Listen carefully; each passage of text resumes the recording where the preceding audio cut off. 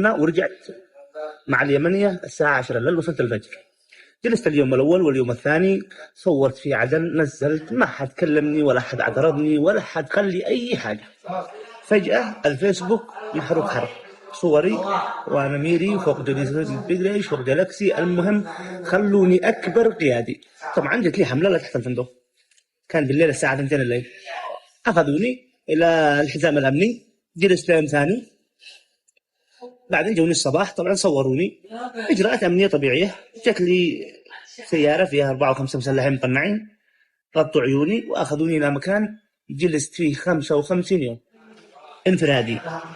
لا في تلفون، لا في تواصل مع أهل، لا أنا عارف أنا وين ولا إيش تهمتي ولا أي حاجة.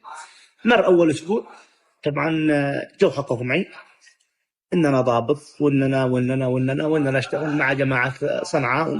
المهم جاوبت بصراحة وبكل صدق إن الصورة اللي صورتها فوق جالاكسي كانت صورة عادية من باب الهنجمة على قولتهم، وكل ما نسب إلي كان غير صحيح. سألوني عن مقطع مع عيسى الليث، قلت لهم مشهور زيه زي أي واحد صورت معه. المهم اسمحوا لي بالاتصال، اسمحوا لي بزيارة، اسمحوا لي بلقاء دخان.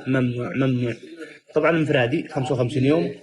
اتعاملوا معي باحترام، يعني عشان واحد يكون عنده ذمة وضمير. ما حد عذبني، لا حد ضربني، لا حد صيح فوقي، سين جيم. وجلست 55 يوم ما حد يعرف أنا وين، ولا تواصل مع أهلي ولا أكلم أهلي ولا حد دري أنا فين. المهم مرضت، وكمال كان خارج بيراجع، كمال الله يبيض وجهه ويذكره بألف خير، والرجال ما تبان إلا بالمواقف. مرضت، رجعوني إلى الحزام الأمني مرة ثانية. وصلت الحزام الأمني كان بيدي مغذية، قالوا ما نقبلش مرضى، ورجعوني الانفرادي مرة ثانية. طبعا الانفرادي صراحة ما كانت زي الانفرادي حق المساجين، يعني كانت غرفة المحققين طبعا، بس هي انفرادي بس مفروشة، كان فيها كنب كده. عن طريقة التعامل شهد لله تعاملوا معي بكل أدب واحترام. اللهم إنه منعوني من الاتصال، ما خلوني شطم من أهلي. الحمام الله يكرمكم مسموح لي مرة واحدة في اليوم، وبعد يمكن شهر كانوا يسمحوا لي مرتين عشان أنا مريض السكر. المهم رجعوني مرة ثانية إلى الحزام الأمني، جلست في الحزام الأمني 18 يوم. وين ملفي؟ ملفك بالنيابة الجزائية، قضية جسيمة. طبعا التحقيقات ما في علي أي شيء ضرني ولا في أي ولا أي حاجة. المهم نزلت النيابة حققت معي. من أول قاضي شاف القضية، شاف ما فيش أي حاجة، كتب لي لا وجه لإقامة دعوة. بعدها حولوها إلى وكيل النيابة، سوالي لا وجه لإقامة دعوة. بعدها رئيس النيابة سوالي لا وجه لإقامة دعوة.